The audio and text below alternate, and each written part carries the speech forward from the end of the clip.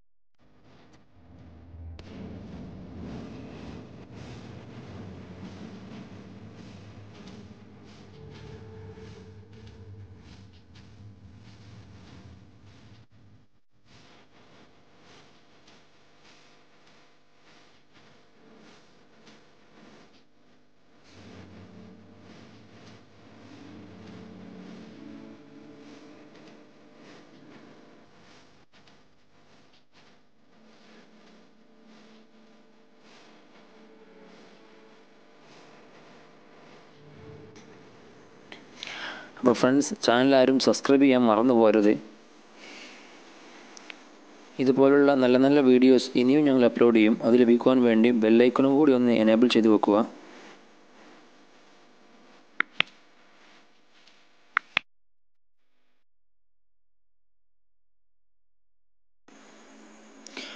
അപ്പോൾ ഈ കാണുന്നത് മുകളിലുള്ള കാഴ്ചകളാണ്.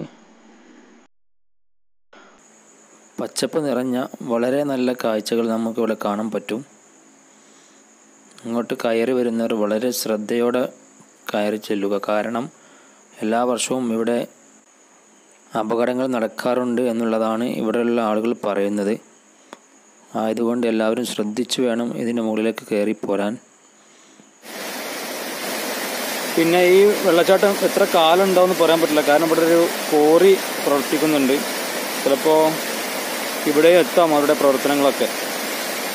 അതിലുള്ള കാലത്തോളം ആസ്വദിക്കാം, അത്രേ പറയാൻ പറ്റുള്ളൂ.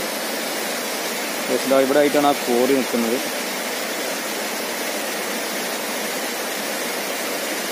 ഈ മരങ്ങൾക്കിടയിലാണ് ആ കോറി ഉള്ളത്.